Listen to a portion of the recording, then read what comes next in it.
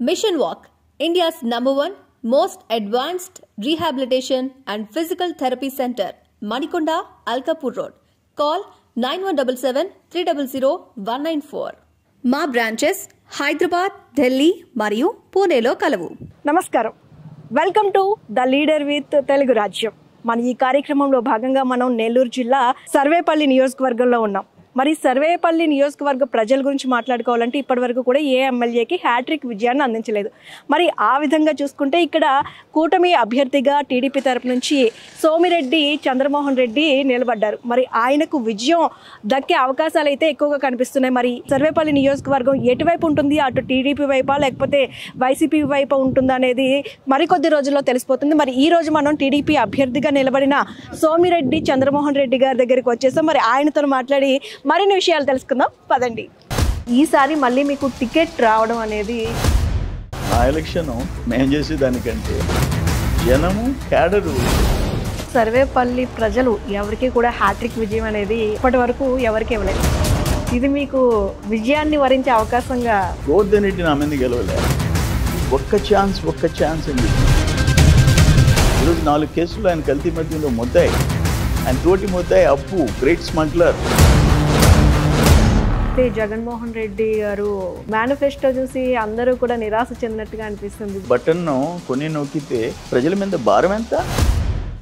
లిక్క ఎవడు ఏం కోరుకున్న బ్రాండ్ తాగేదాంట్లో ఆయన ఇచ్చిన బ్రాండ్ తాగి చావాలి. ఇసుక ఏట్లో పోయే ఇసుక ఫ్రీగా ఇచ్చాం మేము. ఈరోజు ఏమైపోయింది? 8,000 కోట్లు. మైనింగ్ దాంట్లో కూడా భారతిరెడ్డి పేరు ఎందుకు వినిపిస్తుంది ఎక్కువగా? 7,000 రూపీస్ పర్ టన్ లోటస్ పాండ్కి వెళ్ళిపోవాలి. సిలికా 12 కోట్లు లోటస్ పాండ్కి పోవాలి. వేల కోట్లు. అప్పుడు టీడీపీ పాలన చూశారు గతంలో, ఇప్పుడు వైసీపీ పాలన చూశారు. ఏంటి తేడా? దారుణాలు, నేరాలు, ఘోరాలు. వాళ్ళు గడ్డపారెత్తుకొచ్చాడు మన కట్టుపడిలో, మనగోలు మండలం నా మీదకి. No mining lease, no permit, no సెండరీ ఛార్జ్, నథింగ్. ఏమైనా చేసుకో. డీజీపీ, చీఫ్ సెక్రటరీ వాళ్ళల్లో వాళ్ళు డిస్కషన్ ఏం చేయమంటారు, అది పోయేది బాస్. ఒక ముఖ్యమంత్రి అంత బరి తెగించి ఇవన్నిటిని అరికట్టాలంటే ఏం జరగాలి? నమస్కారం సార్. నమస్కారం. Welcome to the leader with Telugu రాజ్యం. సార్ ముందుగా సర్వేపల్లి నియోజకవర్గం నుంచి మీకు టీడీపీ నుంచి అలాగే ఉమ్మడి కూటమి అభ్యర్థిగా ఎమ్మెల్యేగా నిలబడుతున్నారు. అంటే గతంలో చాలాసార్లు మీరు ఎమ్మెల్యేగా పోటీ చేశారు, 2 సార్లు మీరు నియోజకవర్గంలో ఎమ్మెల్యేగా అయ్యారు. గెలిస్తే 3ఓసారి విజయం సాధించినట్టు అవుతుంది. మధ్యలో కొన్ని కారణాల వల్ల అవ్వలేకపోయి ఉంటుంటారు. ఈసారి మళ్ళీ మీకు టికెట్ రావడం అనేది నిజంగా అందరూ కూడా చాలా హ్యాపీగా ఫీల్ అవుతున్నారు. మీకు ఎలా అనిపిస్తుంది? డెఫినెట్గా అంటే పార్టీ ఫస్ట్ ఫేజ్లో ఇవ్వలేదు, సెకండ్ ఫేజ్ ఇవ్వలేదు. జనం అందరూ అట్నే వెయిట్ చేశారు. మధ్యలో ఐవీఆర్ఎస్ 3 క్యాండిడేట్లు దొరికింది, అయినా వాళ్ళు ఎవరు యాక్సెప్ట్ చేయలేదు. అల్టిమేట్గా బాబు గారికి కూడా ఎందుకు ఆలోచించాయంటే మిగతా సీట్లన్నీ అనౌన్స్ చేసి కూడా సర్వేపల్లిలో రిపీటెడ్గా ఓడిపోవటం, అవతల ఫైనాన్షియల్గా మరీ దోపిడీ చేసిన ఒక వ్యక్తి మంత్రిగా ఉన్నాడు, మనం ఆర్థికంగా నలిగిపోయి ఉన్నాం. ఇవన్నీ ఆలోచించాడు బాబు గారు. బాబు గారు కూడా ఒక మాట చెప్పి పంపించాడు, ఎందుకు చంద్రమోహన్ ఓడిపోయినా ఎమ్మెల్సీ చేసి మంత్రిని చేశాను కదా, అట్లే ఇక్కడ మాతో కూడా వర్క్ చేస్తాడు కదా అనే ఇండికేషన్ ఇచ్చాడు. బట్ కార్యకర్తలు ఏంటంటే ఈ ఒక్కసారి అన్న పోటీ చేయాల్సిందే, నా డాటర్ ఇన్లా వాళ్ళ పేర్లు చెప్పినా యాక్సెప్ట్ చేయలే, ఈ ఒక్కసారి చేయాల్సిందే అని అన్నారు. అట్లే ఇచ్చినారు. ఫైనల్గా క్యాడరు పబ్లిక్ ఎలక్షన్ చేస్తున్నారు. నా ఎలక్షన్ మేము చేసే దానికంటే జనము క్యాడరు ఎలక్షన్ చేసుకుంటున్నారు. వాళ్ళే అడిగి టికెట్ ఇప్పించుకున్నట్టు పట్టుదలగా చేసుకున్నారు. దాని ప్రభావం ఎక్కువగా ఉంది ఈరోజు. అయితే సార్, సర్వేపల్లి ప్రజలు ఎవరికి కూడా హ్యాట్రిక్ విజయం అనేది ఎమ్మెల్యేకి ఇప్పటి వరకు ఎవరికి ఇవ్వలేదు. అది మీకు కలిసి వచ్చే అంశం అని చెప్పుకోవచ్చు. అంటే కాకాని గోవర్ధన్ రెడ్డి గారు ఆల్రెడీ 2 సార్లు అయిపోయారు, 3ఓసారి అయితే ప్రజలు ఇప్పటి వరకు ఎవరికి ఆ పట్టం కట్టలేదు. ఇది మీకు విజయాన్ని వరించే అవకాశంగా చెప్పుకోవచ్చా? గోవర్ధన్ రెడ్డి చరిత్ర అందరికీ తెలుసు. 14లో ఏంటంటే నన్ను 2012లో కోవూరుకి పంపించారు, అక్కడి నుంచి రూరల్ ఇచ్చారు. రూరల్ బీజేపీకి లాస్ట్ డే ఇచ్చేసారు. 10 days వచ్చి నామినేషన్ లాస్ట్ డే వేసి నేను నామినేషన్ వేసి 5,000తో ఓడిపోయాను. అప్పుడు కూడా కాకాని గోవర్ధన్ రెడ్డి గెలవల. నేను ఒక 1 month 2 months ఉంటే నేనే గెలిచుండేవాడిని. రెండోసారి గోవర్ధన్ రెడ్డి నా మీద గెలవలే. ఈ ఒక్క ఛాన్స్ అని చెప్పి ఇప్పుడు ఫర్ ఎగ్జాంపుల్ పక్కన గూడూరు 40,000, పక్కనుండే సూళ్ళూరుపేట 65,000, పక్కనుండే వెంకటగిరి 40,000, కొవ్వూరు 50,000. నేను 13,000తో ఓడిపోయినా. ఆ ఒక్క ఛాన్స్ అనే దాంట్లో జనం నమ్మి ఆయనకి ఛాన్స్ ఇచ్చే దాంట్లో నేను నేరోగా ఓడిపోవడం జరిగింది. అందుకని ఏంటంటే గోవర్ధన్ రెడ్డి 14లో ఆయన ఫస్ట్ ఎమ్మెల్యేగా పోటీ చేస్తేనే 7 మంది చనిపోయినారు కల్తీ మద్యంలో. ఈరోజు 4 కేసులు ఆయన కల్తీ మద్యంలో ముద్దాయి. ఆయన తోటి ముద్దాయి అప్పు గ్రేట్ స్మగ్లర్ జైల్లో చనిపోయినాడు. ఆ కేసులో జైల్లో చనిపోయినాడు. ఈయన మాత్రం బెయిల్ తీసుకొని బయట ఉన్నాడు. ఆయన నకిలీ పత్రాలు నా మీద 1000 కోట్లు పెట్టినప్పుడు ఆ పత్రాలు తయారు చేయించాడు. ఎవరి చేత చేయించాడు? వాళ్ళందరూ జైలుకి పోయినారు. ఈయన మాత్రం సుప్రీంకోర్టు పోయి బెయిల్ తెచ్చుకున్నాడు. సో ఆయనకి ఫస్ట్ టైం సెకండ్ టైం కూడా గోవర్ధన్ రెడ్డి స్టేచర్ అనండి, క్యారెక్టర్ అనండి, ఆయన వ్యక్తిత్వం మీద ఆయన గెలవలే. మా పొరపాట్లనండి, లేకపోతే ఆయన ఒక్క ఛాన్స్ అన్నట్టు దాంతో నేను ఓడిపోయినా. సరే, అది నా టైం బాగాలేదనుకుంటాం. బట్ ఈసారి మాత్రం 3 రకాలు. 1 నా మీద సానుభూతి, 2 ప్రభుత్వం మీద కొంత వ్యతిరేకత. అన్నిటికంటే కాకాని గోవర్ధన్ రెడ్డి 5 సంవత్సరాలు చేసిన పాపాలు, ఘోరాలు, నేరాలు, అవినీతి, అక్రమాలు, వాటన్నిటి మీద కక్షతో వైసీపీ వాళ్ళు గ్రామాలు ఖాళీ చేసేసి తెలుగుదేశంలోకి వచ్చేస్తున్నారు. ఇప్పుడు మీరు కానీ పేపర్స్ చూసారంటే లాస్ట్ 1 మంత్ తీసుకోండి, జనవరి నుంచి ఆడుతున్నారు. ఈ 1 నెల 30 డేస్ రేపటితో 30 రోజులు. ప్రతిరోజు పార్టీలో చేరికలు ఎక్కడైనా ఉన్నాయంటే సరేపల్లి. అదేంటంటే ఆయన మీద ఉండే కక్ష అట్నే అణిచిపెట్టుకున్నారు భయానికి. ఎందుకంటే హారతి ఇస్తే కేసు, కొబ్బరికాయ కొట్టి మాకు ఏదైనా యువగడంలో ఆయన వస్తున్నాడు, తాళ్ళపూడి దగ్గర లోకేష్ బాబుకి హారతి ఇచ్చారు. నెక్స్ట్ డే షాప్ వెళ్ళిపోయింది. ఇక్కడ జ్యోతి రిపోర్టర్ నాయన షాప్ వెళ్ళిపోయింది. ఇటువంటితో భయపడి వెయిట్ చేసినారు. ఇప్పుడు కట్టలు తెంచుకొని బయట వచ్చేస్తున్నారు. ఈ ఒక్కసారి మాత్రం అమ్మా నన్ను జనం గెలిపించుకుంటారు, జనమే పని చేస్తున్నారు. నేను ఇప్పుడు 94 33,300తో గెలిచా. అప్పుడు కూడా చూడలే ఇటువంటి ట్రెండ్. మంచి అవకాశం. అయితే మీరు చెప్పినట్టుగా భయపడుతున్నారు అనేది ఒక మాట. మేము ప్రత్యక్షంగా జనాల్లోకి వెళ్ళినప్పుడు నెల్లూరు జిల్లా వ్యాప్తంగా చూసుకున్నట్టయితే చాలామంది అసలు ఏం జరుగుతుంది, ఎవరు వస్తారు అని చెప్పడానికి కూడా భయపడుతున్న పరిస్థితి ఉంది. ఎందుకు ఇంత భయపడే పరిస్థితులు రాష్ట్రంలో వచ్చినాయి అంటారు? అందులోనూ నెల్లూరు జిల్లాలో ఇంకా ఎక్కువగా అనిపించింది కదమ్మా. ఇప్పుడు జగన్మోహన్ రెడ్డి వచ్చిన తర్వాత సిస్టమ్స్ ఫెయిల్ అయిపోయినాయి. కలెక్టర్లు, ఎస్పీలు డమ్మీలు అయిపోయినారు. నా ప్రెస్లో 2 సార్లు చెప్పాను నేను, ఎస్పీ కంటే ఒక హెడ్ కానిస్టేబుల్ బెటరు, ఒక కలెక్టర్ కంటే ఒక రెవెన్యూ ఇన్స్పెక్టరు, విఆర్ఓ బెటరు. వాళ్ళన్నా కొంచెం ఆ ఫీల్డ్లో కొద్దిగా న్యాయం చేయాలన్నా ఆలోచిస్తున్నారు. వీళ్ళు ఏం లేదు, చేతులెత్తేసి లోకల్ ఎమ్మెల్యేలు ఏం చెప్తే అదే. అది దారుణాలు, నేరాలు, ఘోరాలు. వాళ్ళు వచ్చి దాడి చేసి వాడు 307 పెడితే మా వాళ్ళు జైలుకి పోసి వచ్చారు. వాళ్ళు గడ్డపారెత్తుకొచ్చాడు మన కట్టుపల్లిలో, మనబోలు మండలం నా మీదకి. అందరు జనం చూస్తున్నారు. జనం పట్టుకొని అతన్ని తోసేశారు. లేకపోతే ఎవరో ఒకరు చచ్చిపోయి ఉండేవాళ్ళు. అతని మీద 307 పెట్టాల్సింది మా వాళ్ళ మీద 300. అందుకని భయం. ఈరోజు జిల్లాలో ఏంటంటే ఇటువంటిది చరిత్రలో జరగలే. నెల్లూరు జిల్లా చరిత్ర కాదు, రాష్ట్ర చరిత్రలో. అందుకని నేను ఒక మాట చెప్పా ఎస్పీ గారిని కలిసినప్పుడు, ఇదో విషయం ఎక్స్ప్లెయిన్ చేసి లేసి వస్తా, ఆ ఐపీఎస్ బిళ్ళ దాన్ని అన్నా దృష్టిలో పెట్టుకుని దాని గౌరవాన్ని కాపాడు నువ్వు అని చెప్పి లేచి వచ్చారు. వాళ్ళు నిస్సహాయులుగా మారిపోయినారు. ఎందుకంటే ఎవరైనా ఎమ్మెల్యే లేకపోతే మంత్రి వాళ్ళ మాటలు వినకపోతే వాళ్ళకి ఇంకా పుట్టుగతులు ఉండవు. అది దురదృష్టం. అందుకని ఆ భయం ఉంది. ఇప్పుడు అన్నీ కోడ్ రాగానే అవన్నీ పోయినాయి. జనం బయటకు వచ్చారు. జనం తిరుగుబాటు చేస్తున్నారు. జగన్మోహన్ రెడ్డి దగ్గర నుంచి ఎమ్మెల్యేలు, మంత్రులు. ఇప్పుడు ఏమైపోయిందంటే ఈ రాష్ట్రంలో వీళ్ళు రిటైల్ నియోజకవర్గాల్లో మీరు దోచుకోండి, ఆయన హోల్సేల్. జగన్మోహన్ రెడ్డి ఆయనకి ఇక్కడ శాండ్, మైన్లు అవన్నీ డైరెక్ట్ ఆయనకి పోతాయి. వీళ్ళు లోకల్ వీళ్ళు చేసుకుంటారు బిజినెస్. ఆ పరిస్థితి వచ్చేసింది రాష్ట్రంలో. దురదృష్టం. అంటే ఎక్కువగా ఆఫ్ కెమెరాలో అయితే సైలెంట్ ఓటింగ్ అయితే ఖచ్చితంగా టీడీపీకే కనిపిస్తూ ఉంది. మా పరంగా మేము గ్రౌండ్ లెవెల్లో చూసిన విధంగా. ఇక్కడ ఈ నియోజకవర్గంలో కాకాని గోవర్ధన్ రెడ్డి గారు మీద మీరు అలిగేషన్స్ కూడా చేశారు. మద్యం అలాగే డబ్బులు భారీగా దొరికాయి అని ఎలక్షన్ కమిషన్కి కూడా కంప్లైంట్ చేశారు. ఇదంతటికీ వాళ్ళు ఏం సమాధానం చెప్తున్నారు? కాకాని గోవర్ధన్ అంటే ఆయన స్పెషల్ కేసు 2014లో గోవా, కర్ణాటక, తమిళనాడు వీళ్ళందరూ ముద్దాయిలు. ఆయన తోటి పాండిచ్చేరి వీళ్ళందరూ గ్రేట్ స్మగ్లర్స్. 4 కేసుల్లో నువ్వు ముద్దావి. 7 మంది చనిపోయినారు సరేపల్లి. మళ్ళీ ఇప్పుడు 2 డంప్స్ దొరికినాయి.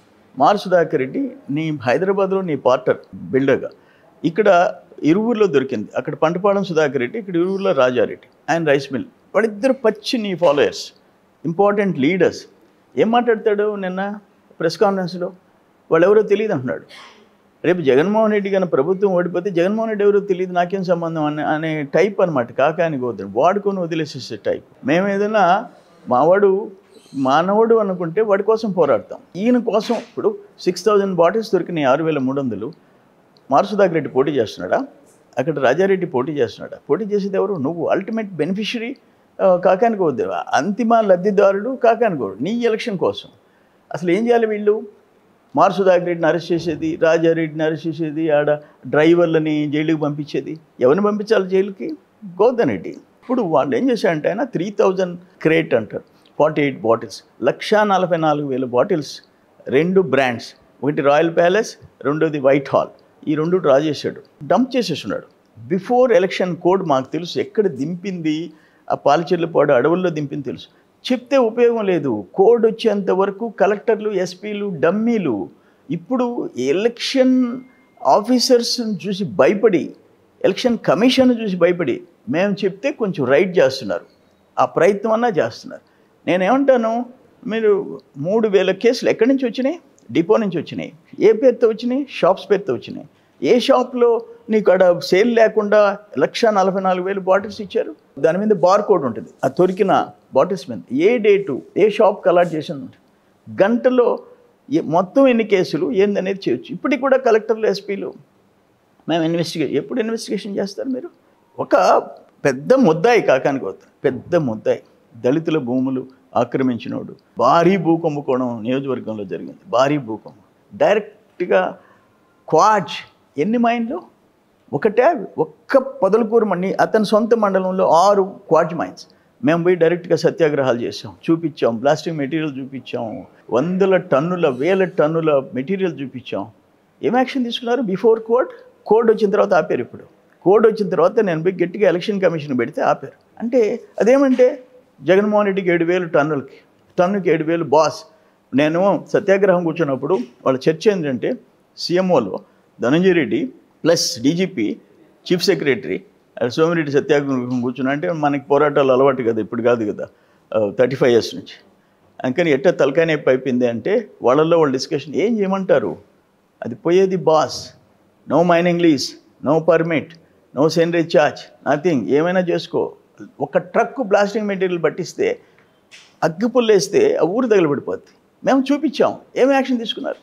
అందుకని ఈరోజు పరిస్థితులు ఏంటంటే, ఒకటి చంద్రబాబు నాయుడు గారి పరిపాలన గుర్తుకొస్తూ ఉంది. 2 జగన్మోహన్ రెడ్డి చేసిన వాళ్ళు ఎన్ని బటన్లైనా దొక్కనే ఆయన్ని, అంతకంటే ఘోరాలు ఆయన చేస్తున్నాడు. ఆయన చెప్పిన హామీలు 99.5% అన్నాడే కానీ అమలు చేశానని. 100%, 200% నువ్వు చెప్పిన చేయని ఉండయి. ప్రజలు ఈరోజు ఆంధ్రప్రదేశ్లో జనం తిరుగుబాటు చేసి ఎలక్షన్లు చేస్తున్నారు. అంటే మీరు అప్పుడు టీడీపీ పాలన చూశారు గతంలో, ఇప్పుడు వైసీపీ పాలన చూశారు. ఈ రెండిటి పాలనను పోల్చితే ఏంటి తేడా? మీరు మీ కామెంట్ ఏంటి దాని గురించి? ఏ ప్రభుత్వంలో అయినా ఎక్కడన్నా చిన్న పొరపాట్లు, కొన్ని అవినీతిలు ఇవన్నీ బయటపడుతుంటాయి. కానీ ఇక్కడ అది కాదు. ఇక్కడ జగన్మోహన్ రెడ్డి లోటస్ పాండ్కి కొన్ని అమౌంట్స్ పోవాలా, తాడేపల్లి ప్యాలెస్ కొన్ని అమౌంట్స్ పోవాలా, పోలీసులే తీసుకుపోయి ట్రక్కులు ఎత్తుకు, ఒక ముఖ్యమంత్రి అంత బరి తెగించి. ఇప్పుడు ఎలక్షన్ ఫండ్స్ ఏ ముఖ్యమంత్రికైనా అవసరం, అది వేరే. కంపెనీలు ఉంటేదో తల కొంత ఫండ్స్ ఇస్తారు, అది అవసరం రాజకీయ పార్టీ. కానీ ఇక్కడ ఫస్ట్ టైం చరిత్రలో ఈ మైనింగ్ చట్టం కాళ్ళ కింద నలిగిపోయింది. ఎక్కడుంది మైనింగ్ చట్టం?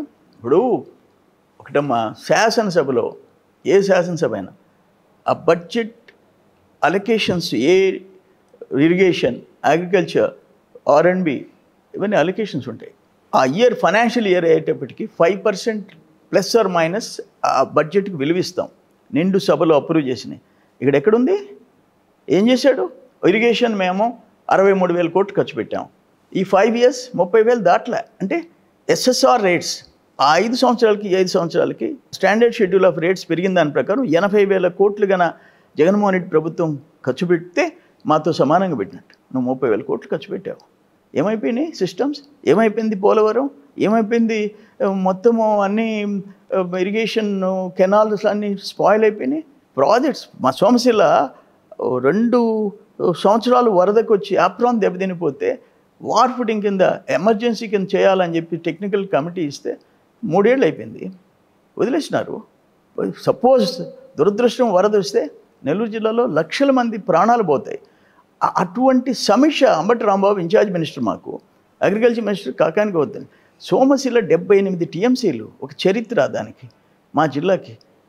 దాన్ని అప్రాన్ దెబ్బతినిపోతే 2 సంవత్సరాలు వరద వచ్చి దాన్ని చేసే పరిస్థితిలో కాంట్రాక్ట్ చేసి 20 కోట్లు బిల్లు ఇస్తే బిల్లు ఇవ్వలేదని చెప్పేసి వదిలేసి వెళ్ళిపోయినాడు. ఏం చేస్తున్నారు ముఖ్యమంత్రి? మీకు ఒక మాట నేను చెప్తాను, ఎవరైనా డిప్యూటీ సీఎంలు 5 మంది ఉండరు, పేర్లు చెప్పమనండి జనాన్ని. కాకానికి వద్దండి. ఈ జిల్లా దాటిన తర్వాత అగ్రికల్చర్ మినిస్టర్ ఎవరు అడగండి, రైతుల్ని. ఇరిగేషన్ మినిస్టర్ ఎవరో చెప్పమనండి. అంబటి రాంబాబు డ్యాన్సులు వేసుకునే దాంట్లో ఉన్న శ్రద్ధ ఒక్కరోజు నెల్లూరుకు వచ్చి సమీక్ష చేసావా? నువ్వు అందులో ఇన్ఛార్జ్ మినిస్టర్. అందుకని నేను అనేది ఏంటంటే, చంద్రబాబు నాయుడు పరిపాలన, నేను agriculture minister, micro irrigation number 1 కంట్రీలో, నంబర్ 1 17-18లో, 18-19లో గుజరాత్ ఫస్ట్ ప్లేస్ పోయింది. మెకనైజేషన్లో 650 కోట్లు ఖర్చు పెట్టి దేశంలో ఫస్ట్ వచ్చాం 17-18లో. ఇప్పుడు ఏమైపోయింది? ఎక్కడుంది మైక్రో ఇరిగేషన్? మెకనైజేషన్ ఎక్కడుంది? మైక్రో న్యూట్రియంట్స్ ఫ్రీగా ఇచ్చాం, ఎక్కడుంది? భూసార పరీక్షలు చేసి జింక్, జిప్సం, బోరాన్ ఫ్రీగా ఇచ్చాం రైతులు, ఎక్కడుంది? ఏ స్కీమ్స్ ఉన్నాయి? రెగ్యులర్ స్కీమ్స్ ఏం? కార్పొరేషన్లు సెర్చ్ అయ్యి ఎస్సీ సబ్ ప్లాన్, అది ఒక చట్టపరమైంది. ఎస్సీ సబ్ ప్లాన్ 27% ఫండ్స్ ఏమైపోయింది? సో ఈ రాష్ట్రంలో బహుశా అంతకుముందు బీహార్లో, ఉత్తరప్రదేశ్, బట్ 8కి డిపాజిట్ రావు జగన్మోహన్ రెడ్డి. అతను ఒక నియంతలాగా, ఒక సైకోలాగా ప్రవర్తిస్తున్నాడు. దారుణం అయిపోయింది క్యాపిటల్ పరిస్థితి. ఆఖరణ అరాచక అన్నపూర్ణ లాంటి ఆంధ్రప్రదేశ్ అరాచక ఆంధ్రప్రదేశ్ కింద మారిపోయిందంటే ఎంత బాధాకరం. ఎంత పోరాడాం, సమైక్యంగా ఉండాలని పోరాడాం. కేసీఆర్ గారు నా ఫ్రెండ్, మేము ఇద్దరం ముఖ్యులం. ఆంధ్ర వాళ్ళని ఏదో ఒక మాట అన్నాడని మళ్ళీ ఆయన గడప దొక్కలా. నేను 5 ఏళ్ళు, ఆయన 10 ఏళ్ళు ఆయన పదవిలో ఉన్నా. మనం ఆంధ్ర అని చెప్పేసి మనకుండే సెంటిమెంట్ మంది. దాన్ని ఈరోజు ఏం చేసేసాడు జగన్మోహన్ రెడ్డి? బాధాకరం ఇది.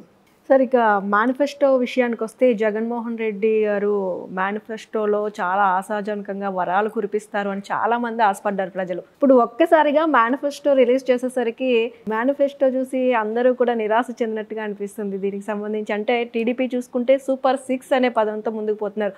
మీరే కాదు, సంక్షేమ పథకాలు మేము కూడా ఇస్తాం, ఆల్రెడీ ఇచ్చారు. టీడీపీ ప్రభుత్వం ఉన్నప్పుడు కూడా కొన్ని సంక్షేమ పథకాలు వెళ్ళాయి. మేము మేనిఫెస్టోలో బీమా పెట్టామా? చంద్రన్న బీమా. ఇంట్లో ఎవరైనా పేదోళ్ళు ఇంట్లో చనిపోతే 2 లక్షలు, యాక్సిడెంట్ అయితే 5 లక్షలు మేము పెట్టామా? సంక్రాంతి కానుకలు ఇస్తామని మేము పెట్టామా? పెళ్లి కానుకలు ఇస్తామని మేము పెట్టామా? ఇవన్నీ మేము పెట్టకుండా కూడా ఇంప్లిమెంట్ చేసాం.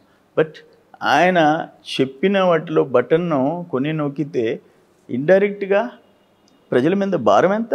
నేను బెంగళూరు నుంచి వస్తుంటా, నా సన్ అక్కడ వస్తే 88 రూపాయలు అవతల బార్డర్లో, యువతలకు వస్తే 99 రూపాయలు, 100 రూపాయలు, 12 రూపీస్ డీజిల్. ఏమని మాట్లాడాడు 19లో? చంద్రబాబు దేశంలోనే ఫస్ట్ డీజిల్ పెట్రోల్ ధరలు నేను తగ్గించేస్తాను. నువ్వు ఈరోజు నంబర్ 1 కంట్రీలో. లిక్క ఎవడు ఏం కోరుకున్న బ్రాండ్ తాగేదానికి, ఆయన ఇచ్చిన బ్రాండ్ తాగి చావాలా. 1,50,000 కోట్లకి మందు తాగిచ్చి నువ్వు, నేను 24కి మందు అనేది లేకుండా చేసి అక్క జిల్లాని ఓట్లాడతానని చెప్పేసి, ఇటువంటి ఇసుక, ఏట్లో పోయే ఇసుక ఫ్రీగా ఇచ్చాం మేము. ఏదో కొన్ని బ్యాడ్ నేమ్ వస్తుందని చెప్పేసి బాబు గారికి పోయి చెప్తే ఎస్ ఫ్రీగా ఇచ్చేసి, చెప్తే వినేవాడు చంద్రబాబు నాయుడు గారు. ఇది కాదు ఇదంటే ఎస్ అనేవాడు. ఈరోజు ఏమైపోయింది? ఎన్ని వేల కోట్లు ఇసుక. అట్లీస్ట్ పర్యావరణ అనుమతులు ఉన్నాయా? ఈసీలు ఉన్నాయా? వీటికి మైనింగ్ లీజులు ఉన్నాయా?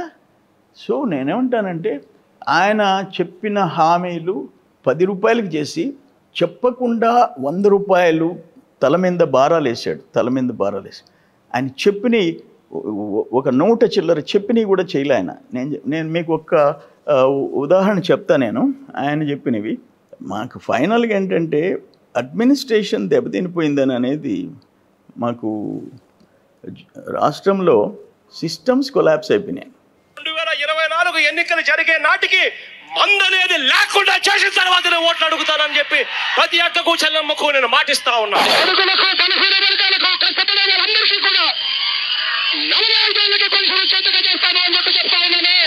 ఆ 20% కూడా పోయి పూర్తిగా 100% సన్న బియ్యం, అటువంటి క్వాలిటీ ఉన్న బియ్యంతోనే ఇవ్వబడుతుంది.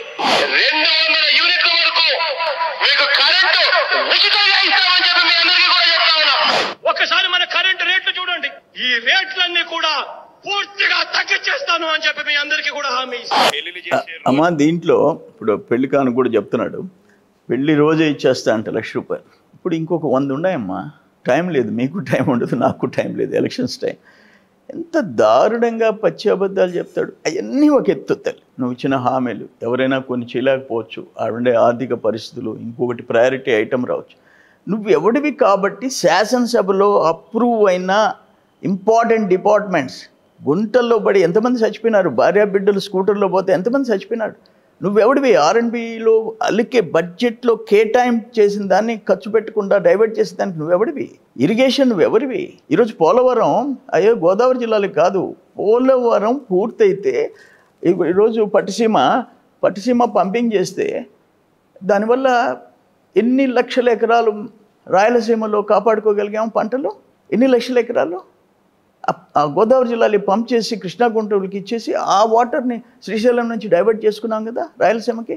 నువ్వెవడివి ఇరిగేషన్లో 30,000 కోట్లకి ఆపేసి దానికి 5 సంవత్సరాలకి? ఇప్పుడు ఆఖరాని పరిస్థితి ఏంటంటే అమ్మా, ఒక్క మాటలో చెప్పాలంటే ప్రజలు 5 కోట్ల మంది నిన్ను ముఖ్యమంత్రిగా పరిపాలించమని, ఒక రాజు ఆయనకి సచివాలయం, రాష్ట్ర సచివాలయం, సెక్రటేరియట్, ఒక ముఖ్యమంత్రి కుర్చీ, ఆ కుర్చీలో కూర్చొని పాలించండి మమ్మల్ని అని అధికారం ఇస్తాం 5 years. నువ్వు ఆ కుర్చీని తాకట్టు పెడతావా? సెక్రటేరియట్ని తాకట్టు పెడతావా? నువ్వు సెక్రటేరియట్ కట్టావా? అసెంబ్లీ కట్టావా? హైకోర్టు కట్టావా? ఇప్పుడున్న హైకోర్టు, ఇప్పుడున్న అసెంబ్లీ, ఇప్పుడున్న సెక్రటేరియట్ ఎవరు కట్టించింది? తెలుగుదేశం. దాన్ని తాకట్టు పెట్టావు నువ్వు. కొంచెం కాబట్టి కొంచెం సిగ్గుండబడలే? ఒక ముఖ్యమంత్రికి సిగ్గుండబడలే?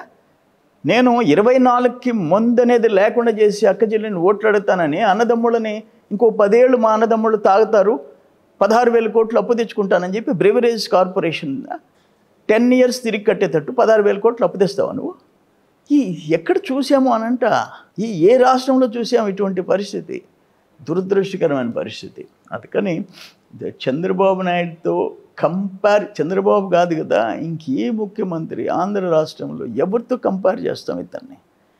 మాకేందంటే బాధ, మన స్టేట్ ఆంధ్ర, మనం అమెరికాకు పోయినా, ఢిల్లీకి పోయినా, ఎక్కడికి పోయినా మనం చూస్తే వీళ్ళు ఆంధ్ర వాళ్ళు. బట్ ఈరోజు ఆంధ్ర అంటే తలదించుకోవాల్సిన పరిస్థితి వచ్చింది. అవును సార్, ఇప్పుడు మీరు చూపించారు వీడియో 100% మద్యపాన నిషేధం అని. ఆ నిషేధం పక్కన పెడితే ఇప్పుడు మద్యం షాపుల్లో ఆన్లైన్ అనేది అమౌంట్ తీసుకోవట్లే, ఓన్లీ క్యాష్. ఎందుకని ఓన్లీ క్యాష్తో వెళ్తున్నారు? ఈ డబ్బంతా కూడా వైఎస్ భారతిరెడ్డి ఇంటికి చేరుతుంది అనే వాదన కూడా ఉంది. అలాగే నెల్లూరు జిల్లా విషయానికి వస్తే మైనింగ్ దాంట్లో కూడా భారతిరెడ్డి పేరు ఎందుకు వినిపిస్తుంది ఎక్కువగా? ప్రైమ్ మినిస్టర్ డిజిటల్ ఇండియా అంటాడు, ఈయన క్యాష్ ఆంధ్రప్రదేశ్ అంటాడు జగన్మోహన్ రెడ్డి. ఏ షాపులో ఎవ్వరు ఫోన్పే చేసేదానికి లేదు, ఆన్లైన్ పేమెంట్స్ చేసేదానికి లేదు, క్యాషే పే చేయాలి. నేను చెప్పా 1,50,000 కోట్లు ఎన్ని ట్రక్కులు అయితే, ఎన్ని కంటైనర్లు అయితే ఆ 1,50,000 కోట్లు షిఫ్ట్ చేయాలా? నెంబర్ 1.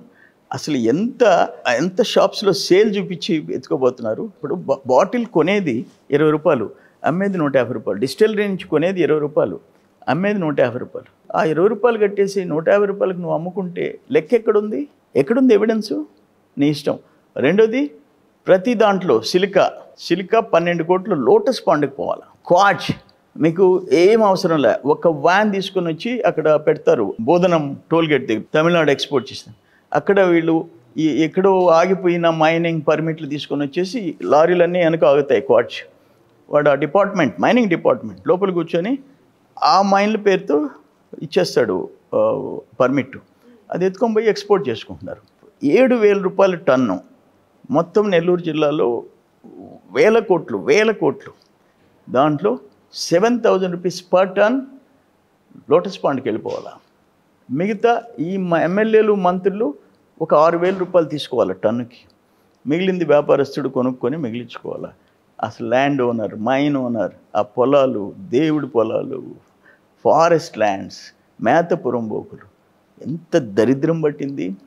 నేను ఆగ్రహాన్ని సత్యాగ్రహం 3 రోజులు చేస్తే హిజ్రాల్ని పంపించాడు. ఆమె ఎందుకు హిజ్రాల్ని పంపించాడు? ఎప్పుడన్నా ఉమ్మడి ఆంధ్రప్రదేశ్లో ఒక మంత్రి, ఒక రాజకీయ ప్రత్యర్థి మీద సత్యాగ్రహం చేస్తుంటే రౌడీలను 2 బస్సులో హిజ్రాల్ని పంపించాడు కాకానికి అవుతాడు. ఆయన మంత్రిగా పెట్టుకున్నాడు జగన్మోహన్ రెడ్డి. అందుకని ఏంటంటే సెంట్రలైజ్ అయిపోయింది. నేను ఇందాక ఒక మాట చెప్పాను మీకు, రాష్ట్రంలో ఆయనది హోల్సేల్, వీళ్ళది రిటైల్.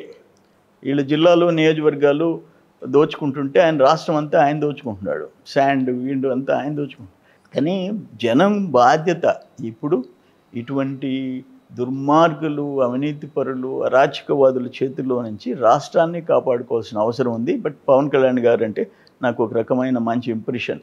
ఆయన బాబు గారిని జైల్లో పెడితే ఒక మాట చెప్పాడు, రాజమండ్రి జైల్లో చూసి వచ్చి, కొండలు గుట్టల్లో షూటింగ్లు చేస్తుంటే ఈరోజు ఒక అమెరికాలోనో ఎక్కడో లండన్లో ఉండే షేప్ మార్చి అక్కడే మేము విదేశాలకు పోకుండా షూటింగ్ చేసుకుంటున్నాం, చంద్రబాబు పేరు చెప్పుకుంటాం. అటువంటి చంద్రబాబు రాజమండ్రి జైల్లో చూడాల్సి వచ్చింది. అందుకనే చెప్తుండా, ఈరోజు వరకు కలవాలంటున్నా, ఇప్పుడు కలుస్తున్నాం, జగన్మోహన్ రెడ్డిని ఓడిస్తాం, రాష్ట్రాన్ని మళ్ళీ తిరిగి కాపాడుతామని ఒక మాట చెప్పాడు. పాప ఆయనే బీజేపీని అంటే కేంద్రం సపోర్ట్ కూడా అవసరం అని చెప్పేసి కృషి చేసేసి 3 పార్టీలను కలిపాడు, కూటమిగా ఏర్పాటు చేశాడు. అందుకని డెఫినెట్గా మంచి ఫలితాలతో మళ్ళీ కూటమి తిరిగి అధికారంలోకి వస్తుందమ్మా. అయితే ఇప్పుడు మీరు ఈ అరాచక పాలన అని చెప్తున్నారు కదా, అలాగే మైనింగ్స్ కానీ, ఇసుక కానీ, మద్యం కానీ చాలా చెప్తున్నారు. ఇవన్నిటిని అరికట్టాలంటే ఏం జరగాలి? డెఫినెట్గా మా గవర్నమెంట్ వచ్చిన తర్వాత నేను ఒకటే మాట చెప్పా, ఒక స్పెషల్ ఇన్వెస్టిగేషన్ టీం. అంటే ఇక్కడన్నా పొరపాట్లు చిన్నవి జరిగితే పట్టించుకోబడ్డాయి. ఒక బహిరంగ పట్టపొగులు దోపిడీ. ఇప్పుడు ఆడ వరదాపురం నేను ఆడ కూర్చుంటే పక్కనుండే గిరిజనులు ఒక 20 ఇళ్ళు ఉంటే వాళ్ళు వచ్చి, అయ్యా ఆ పేలుతూ ఉంటే బ్లాస్టింగ్ మెటీరియల్ మా ఇళ్ళ మీద పడుతుందయ్యా, మా బిడ్డలు మేకలు మేపుకుంటుంటే వాళ్ళు పక్కన రాళ్ళు పడుతున్నాయ్యా అని చెప్పి గజగజ కనీసం 100 కోట్లు ఎత్తుకున్నావు కదా. ఆ ఇళ్ళు గిరిజనులు ఇళ్ళు కట్టించేది 1,80,000 గవర్నమెంట్ ఇచ్చి 1,00,000 రూపాయలు ఎక్స్ట్రా ఇచ్చి ఇళ్ళన్నా కట్టించవచ్చుగా వాళ్ళ గుడిసెల్లో అక్కడ ఉంటే. అంటే అందుకని ఏంటంటే మేము సిట్ వేస్తాం, స్పెషల్ ఏముండే. అందుకని డెఫినెట్గా మేము వచ్చిన తర్వాత వీటన్నిటి మీద ఎక్కడెక్కడ కుంభకోణాలు జరిగినాయో వదిలిపెట్టకుండా విచారణ చేస్తాం. ఇంకోసారి అటువంటి బహిరంగ దోపిడీలు జరగకుండా దానికి గుణపాఠం చేపిస్తాం. ఓకే సార్, ఇక సర్వేపల్లి నియోజకవర్గం విషయానికి వస్తే గతంలో మీరు ఓడిపోవడానికి ఏవైనా తప్పులు అని అనుకున్న వాటిని గుర్తించి ఈసారి ప్రచారంలోకి ఎలా వెళ్తున్నారు? అమ్మా, మేము మాకు తెలిసి జీవితంలో మా ఆస్తులైనా అమ్ముకున్నాం కానీ ప్రజల ఆస్తుల జోలికి ఎప్పుడు పోలే. అయితే మా వాళ్ళు ఏదన్నా చిన్న తప్పు చేస్తున్నా నేను ఒప్పుకునేవాడిని కాదు. మా మేనమామలు నలుగురు శ్రీనివాసరెడ్లు వాళ్ళ టైం నుంచి జనంకి, రైతులకి, పేదోళ్ళకి వాళ్ళు అడిగిని ఎట్ట చెయ్యాలనే పాటుపడటమే మాకు తెలుసు. అధికారంలో ఉంటే అహర్నిశలు కష్టపడటం, ప్రతిపక్షంలో ఉంటే పోరాటం. నేను ఆ పవర్లో ఉంటే ఎన్ని చేశానో అపోజిషన్లో కూడా అంతకంటే విజయాలు సాధించాం. రైతుల విషయం, హై టెన్షన్ ట్రాన్స్మిషన్ టవర్స్ విషయం, 50,000 టవర్ ఇస్తుంటే హై టెన్షన్ లైన్లు పోయి పొలాల్లో ఫైట్ చేసి ఆపిచ్చి పవర్ గ్రిడ్ కార్పొరేషన్ దిగొచ్చి 3,50,000 చేశారు. ఈరోజు కంట్రీ అంతా 3,50,000 అయింది మన పోరాటం. అటువంటి 3 లక్షల ఎకరాకి ఇచ్చేది 6,000 ఎకరాలు Krishnapatnam port, Genco and Reliance. 6,000 ఎకరాలు మా పోరాటం వల్ల రాజశేఖర రెడ్డి ముఖ్యమంత్రి ఆయన దగ్గరికి బస్సులు వేసుకుని తీసుకుని 7,70,000 ఇచ్చేంతవరకు వదిలిపెట్టలే. అట్ట అధికారంలో ఉంటే మ్యాక్సిమం ఏం చేయాలా, అపోజిషన్లో ఉంటే పోరాడైనా ఎట్ట విజయాలు సాధించుకోవాలని చెప్పేసి దాంట్లో నడిచాం. కానీ మా టైంలో మాకు తెలిసి ఎప్పుడు పొరపాటు చేయలే. తెలిస్తే ఒకవేళ మనం ఏదో పేదలు అడిగారు ఒకటి చేసాము, ఇంకోరు వచ్చి బాధపడ్డారు, రెక్టిఫై చేసుకోవటం. ఇంత ఘోరాలు ఎప్పుడు చేయలేదమ్మా. చాలా ఇప్పుడు 3,50,000 ఎకరాలు సెకండ్ క్రాప్లో 30 టీఎంసీలు బురదలు కలిపేశారమ్మా. ఫస్ట్ క్రాప్ 3.5 లక్షల ఎకరాలు నెల్లూరు జిల్లాలో బీడు పెట్టుకోవాల్సిన పరిస్థితి వచ్చింది.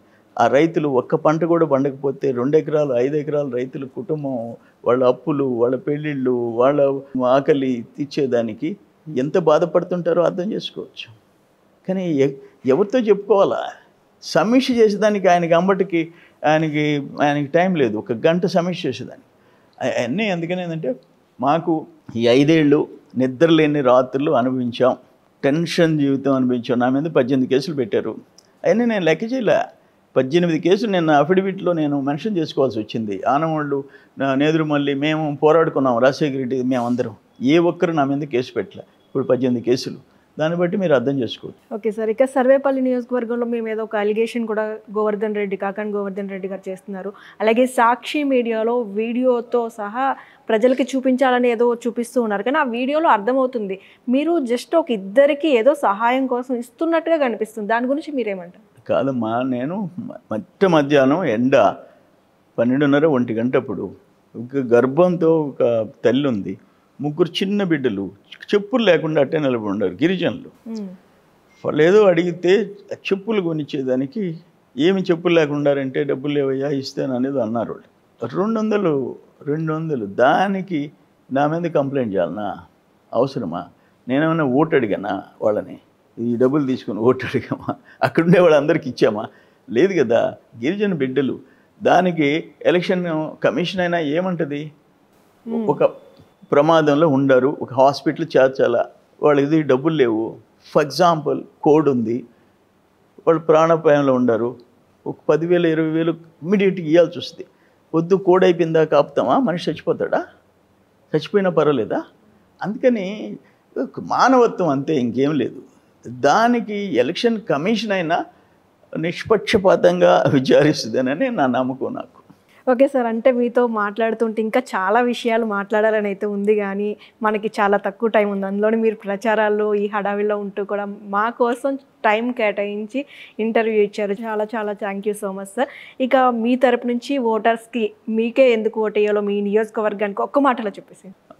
వాళ్ళు నేనేం చెప్తున్నానంటే, నేను ఒక మాట చెప్పా, నా 40 ఏళ్ళు తెలుగుదేశం పార్టీని వదిలిపెట్టలే. ఎన్టీ రామారావు గారితో పనిచేసా, బాబు గారితో పనిచేసా, లోకేష్ బాబుతో ఇద్దరం కలిసి క్యాబినెట్లో కొలీగ్స్గా కలిసి పనిచేసి 3 జనరేషన్స్తో పనిచేసి సర్వేపల్లి నియోజకవర్గం వదలలే.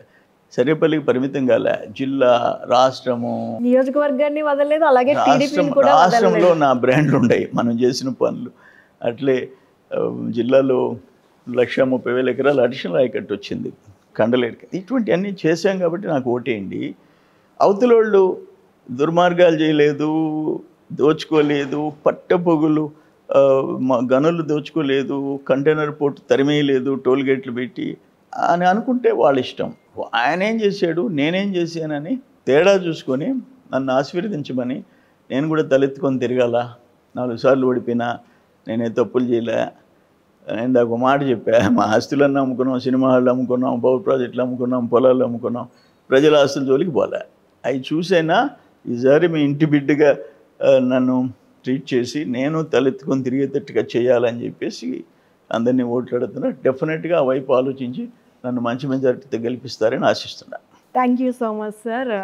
సర్వేపల్లి నియోజకవర్గం నుంచి మీరు ఎమ్మెల్యేగా గెలవాలి, అలాగే రాష్ట్రంలో టీడీపీ ప్రభుత్వం అధికారంలోకి రావాలి అని కూడా మేము కూడా మనస్ఫూర్తిగా కోరుకుంటున్నాం. మీరు గెలిచిన తర్వాత మరొకసారి మనం కలుద్దాం sir. Thank you so much. నమస్తే సార్. హలో, తెలుగు రాజ్యం ఛానల్ చూస్తున్నారా? సామాజిక రాజకీయ జీవన చిత్రణే తెలుగు రాజ్యం. అతిశయోక్తులు అసత్యాలు ఉండవు. రాజకీయ కోణం కాదు, ప్రజా కోణమే కొలబద్ద. తెలుగు రాజ్యం వీక్షణ మీ ఉత్తమ అభిరుచికి నిదర్శనం.